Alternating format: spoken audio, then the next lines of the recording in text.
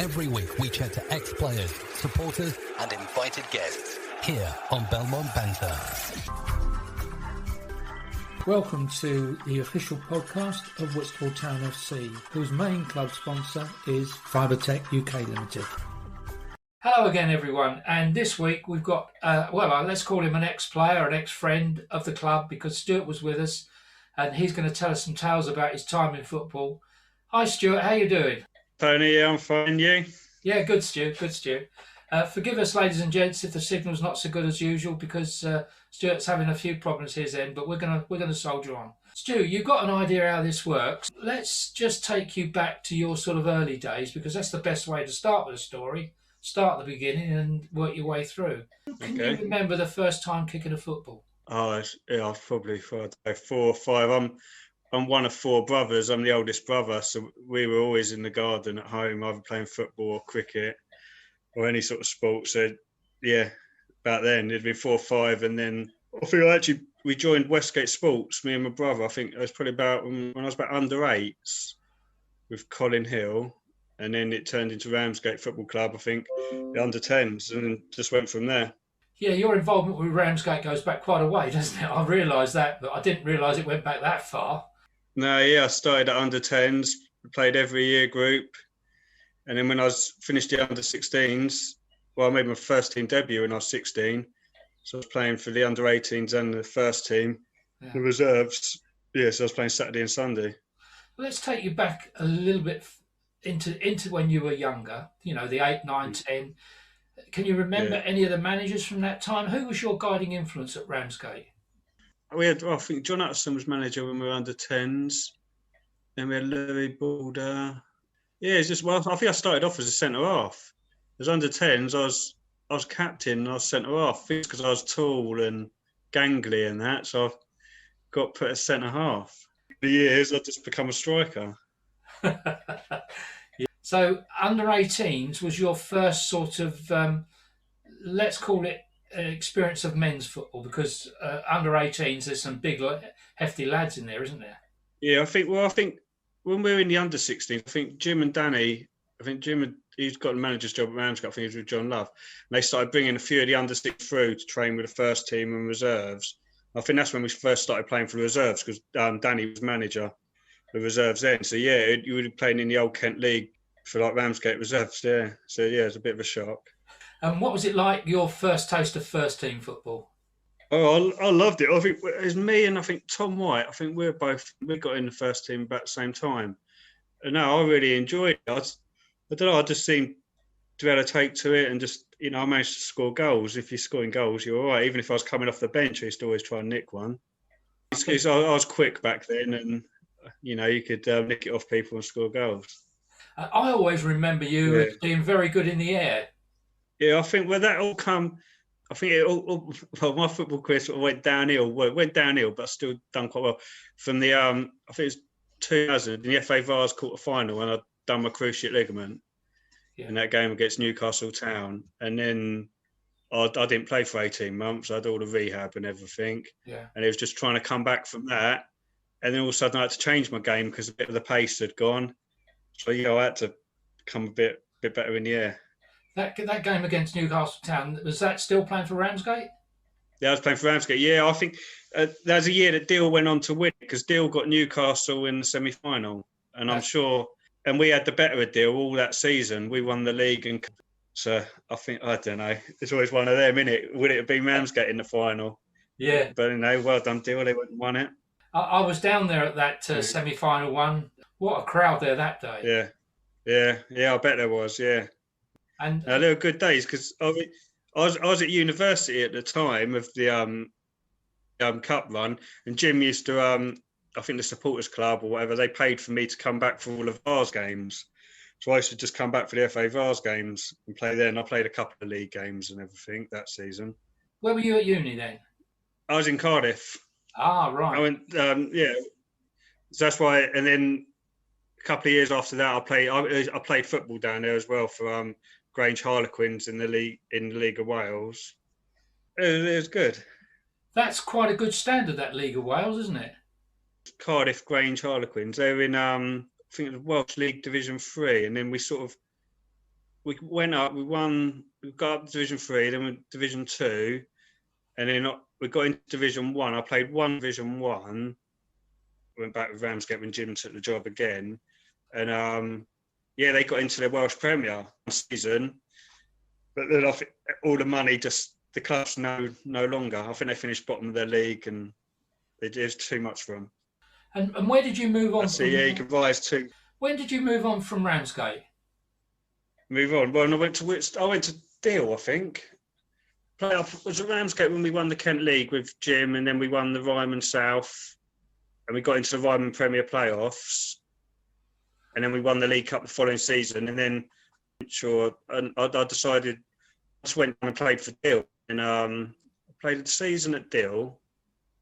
Well, season, then I come back, and then Mun's got the Whitstable job, yes. And he asked me to go to Whitstable. Best signing he made. Yeah, you think? It was one of his first ones. I remember meeting him and Lammy, and they had big things they wanted to do, and I think we always done quite well. Mun's brought you to Whitstable. I rate it as one of his best signings. I know you smiled when I said that. Yeah. No, I certainly enjoyed it. I loved my time at Whitstable. What was the first game like? Come on, I know what happened, but you tell it. Was it Burgess Way? No. Yeah. I don't know where it was, but what was the score and who scored all the goals? I can't remember. Did you not get a hat-trick? Did you not get a hat-trick in your first game for Whitstable? What, is it a pre-season friendly? Yeah, I think so. Was it Woodstock? Was it a Woodstock? I remember scoring on my debut. I'm not sure if it was a hat trick. I'll take it. I'll take it if it was, Tony. Take it. Okay. No, it's good. No, I always enjoyed the time. Whitstable. I think I always done okay. Right near the end, when I did finally retire, yeah. I still think I was doing all right, but I just couldn't do it anymore. No, it gets to you in the end, doesn't it? When you left Whitstable, where did you move on from there? I went back to Ramsgate. I don't know. I was at Whitstable for a little bit, a couple of seasons, wasn't it? Yes. And then I think I was on the bench, and it was I always just wanted to play football. And I remember when Jim phoned me up, and he'd said to me, "Look, you're on the bench. Would you want to come back to Ramsgate?" So I can't guarantee you play up front, and I used to play like on the wing or whatever as a free going forward. And I just went back to Ramsgate. I went back to Ramsgate again. I think I've probably done 18 months at Ramsgate, and then the same happened again. I wasn't getting in the team, and then I think Peter Nott phoned me up to come back to Whitstable, and I'll come back to Whitstable again, and that was it. Yeah. You played under two managers I liked. Well, we've had some good managers at Whitstable. It's unfair for me to pick any one or two out, but I seem to get on particularly well with Mun's and with Peter Nott. Both guys I like. Yeah. I know. I was trying to think the other day when you messaged me about the amount of managers we had at Whitstable. I remember Mun's was there. Yeah. Obviously Peter Nott. We had Laney, Justin, and then Nicky Southall. What was Nicky Southall like to play under? Well, I think I only had right at the end, because I think I retired in January because my knee was I was just in pieces. Yeah. So I've really only had a couple of months under Nicky Southall. I think he was coming near the end of his career when he started playing when Justin brought him in. Yeah. But no, it was good. The training sessions were really good. I bet they were. He's a good lad, isn't he, Nicky? No, I think I think the most successful time, we had a spell under Laney when we won about 5 or 6 on the spin, and I was scoring, and with Justin, when Justin come, I think we won quite a few games. And I really enjoyed that. I think first time in senior career, I think I was even made captain. I think when Whisker was out, I think Justin made me captain.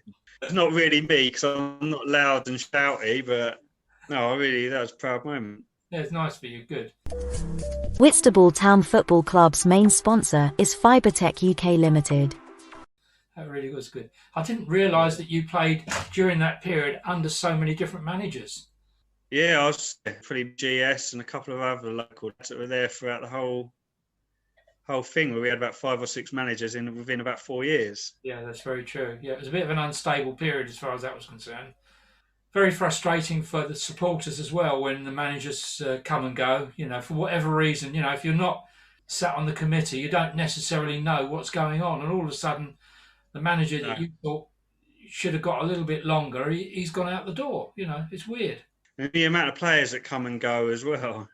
Well, of course. Unbelievable. Well, I mean, you've just highlighted that period. Each time a new manager comes in, he brings in 3 or 4 players, doesn't he?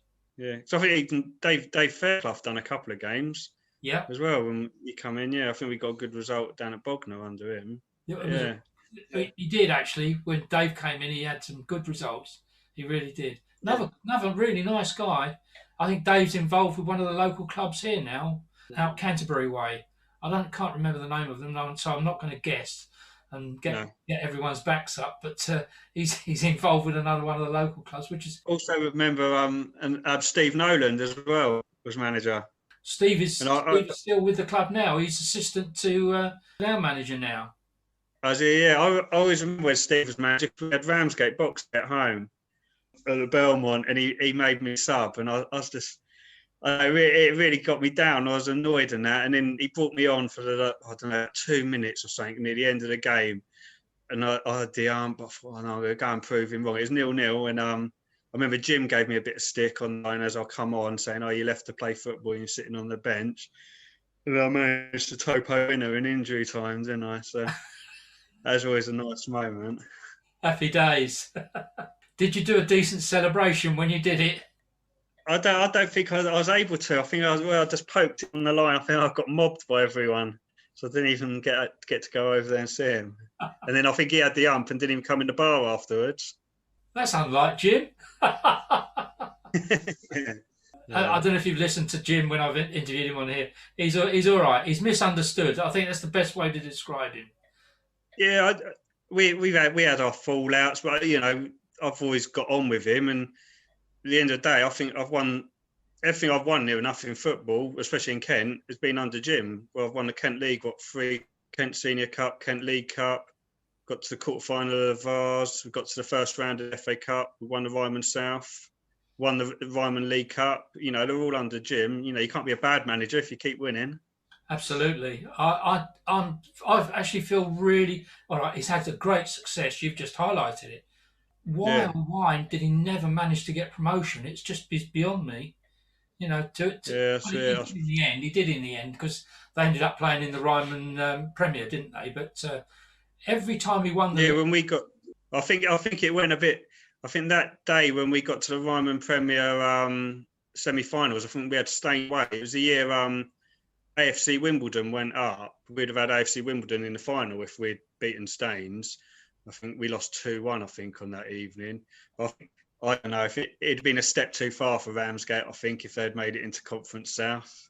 I think it was running away with itself, I think we at that point. It's a big step. I mean, one step's good, you 2 or 3 years to consolidate, or even longer than that, and then move on. But all of a sudden it was like hop. It would have just you couldn't have done it, could you? The travelling, the expenses. No, I think even when you look at the Ryman Premier, I think that season and the other seasons we were in the Ryman Premier, I think we beat sides like, we beat Billericay, we beat Chelmsford, we beat Bromley as well. There's some big sides that we beat in that league. You look at them now, even Dover, we beat Dover in the Ryman South. We were in the Ryman, we're still in the Ryman South. You look now, Ramsgate did do quite well around that time. Very, very well, yeah. Another thing that's always surprised me about them, I mean, when you think of the catchment area, it's like I said to Jim one time, you've got your back to the sea, so the only place that you can go and get players is one way. It's not like if you're sat in the middle of the country and you've got everyone to...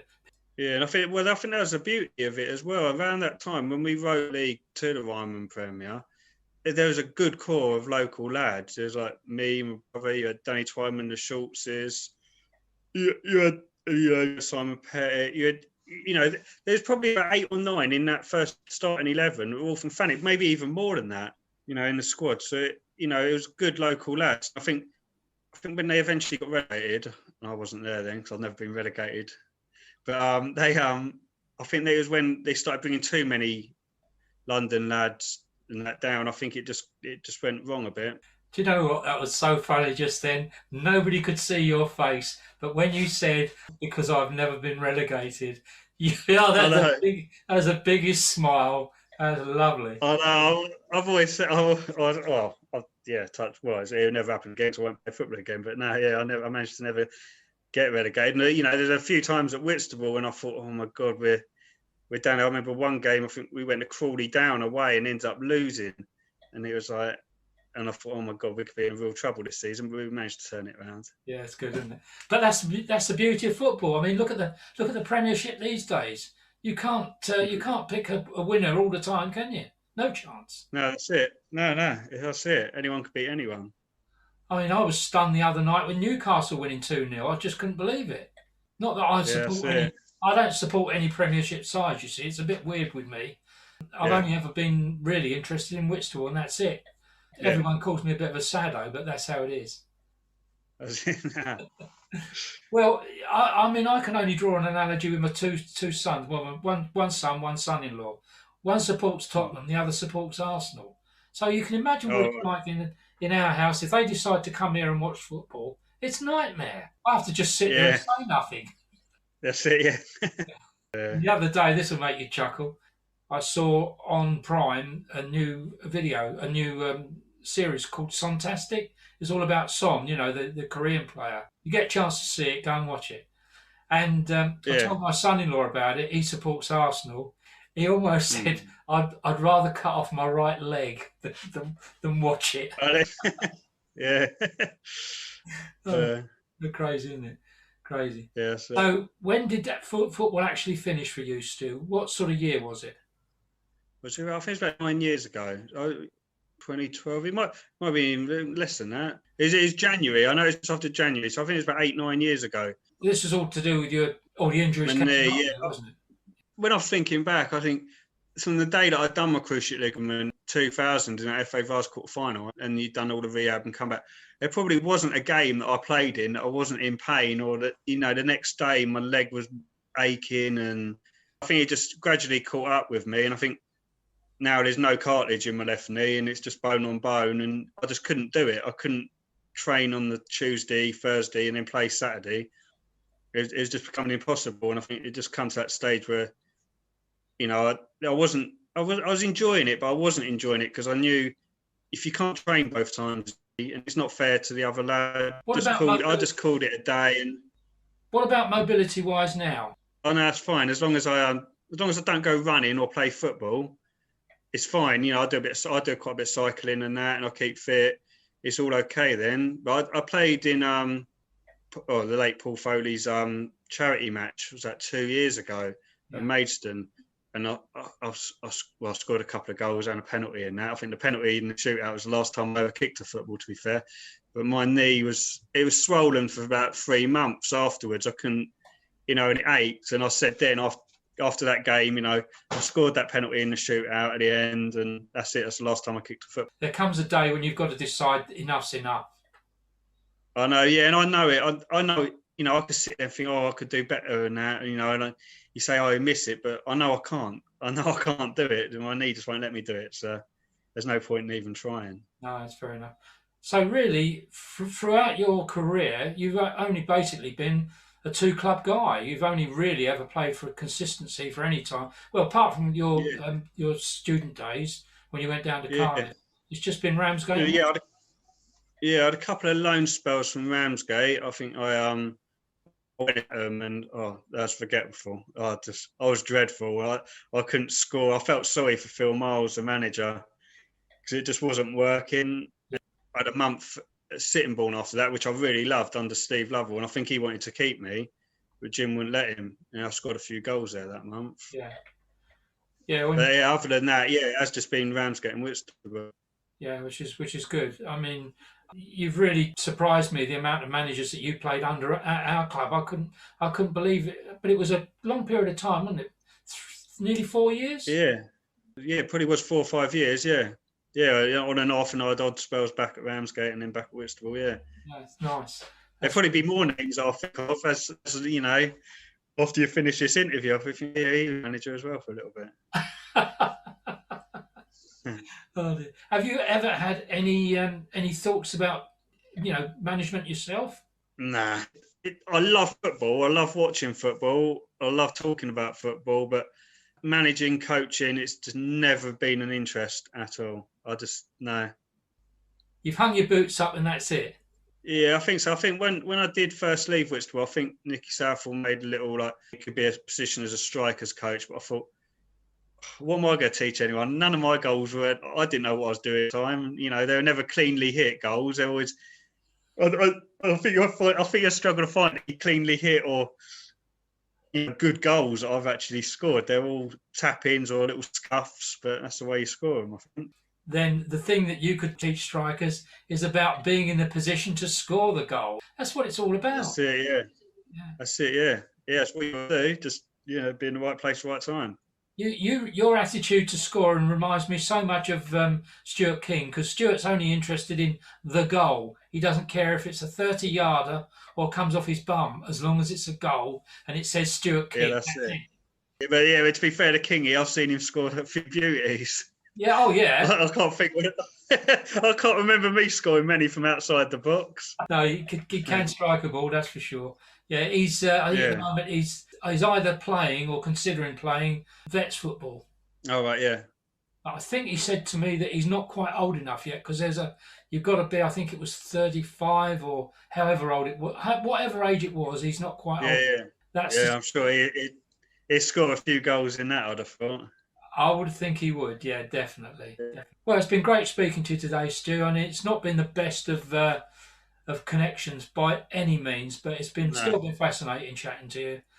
And hats off. No, it's been really good. Hats off to you, only ever being at let's consider it 2 clubs. So the name of the club down in Wales that you played for again was, what did you say it was? It was Grange Harlequins, Cardiff Grange Harlequins. They're no longer about now, because I think their one season in the Premier League, I think it killed them off. But good fun while you were down there, though. No, it's brilliant. Even when I was down there, I scored a lot of goals for the university and that before I did my knee, and 2 trial games at Cardiff City with Cardiff under-19s. You it kept was all that quiet. Nice experience. I always say that the best player I ever played up front was Rob Earnshaw. I played up front for 2 games with him, Cardiff under-19s. It made me realise that I'll never be a professional footballer. They're far too good. If that's a standard you've got to get to. Was he good? Yeah, he's unbelievable. Even at, 18 then, he was 18, yeah. He was, I think, the one game we played Swindon away, he scored a hat-trick. I think I might have flicked one on for one of his goals, but no, yeah, he was outstanding. Oh, that's good. It's nice to hear. Do you know, it's a nice thing when a footballer can pay such a glowing compliment to another footballer. I always think that's good. Well done. Yeah. Just trying to think who we've got tonight. Oh, about 10 o'clock tonight, we'll have Paul Piggott. Do you ever come up against Paul Piggott? He's goalkeeper, weren't he, for Lordswood? Yes. I first game back for Ramsgate after I'd done my cruciate ligament was Lordswood away. I was on the bench and I come on and I scored 2 goals when we were 1-0 down to win 2-1. And I thought, I'm back. But then obviously my knee was killing me afterwards. But he was in goal then. Oh, so Paul Piggott. Yeah, he's a nice lad. And you'll enjoy the interview because he's had a really good career. But do you know what he's now? He's a player, manager, and he's now chairman of Hollands and Blair. Oh, is he? No. Yes, he is. And Simon Halsey's he's manager now. Oh, yeah, I see it. Simon's there, yeah. Yeah, so all goes around, doesn't it? Okay, from me here and Stu there, it's goodbye, everyone, and thanks very much for listening. Cheers. Cheers, Stu. Yeah, and you, Tony. Cheers. Whitstable Town Football Club's main sponsor is Fibertech UK Limited. They are providers of optical fibre services to the telecoms industry, specialising in optical fibre provision, local and long haul. We offer a full turnkey solution to our clients throughout London and the south of England. Contact us through the website for more details. Your host, Tony Rouse, every week on Belmont Banter for news about local football in Kent and beyond. I do hope that you've enjoyed today's episode of Belmont Banter. Don't forget there's a new episode out every week which comes out on a Sunday night, early Monday morning. And you can leave your suggestions for a guest to invite at the end. And leave a like and don't forget to pass it on to all your mates. Cheers!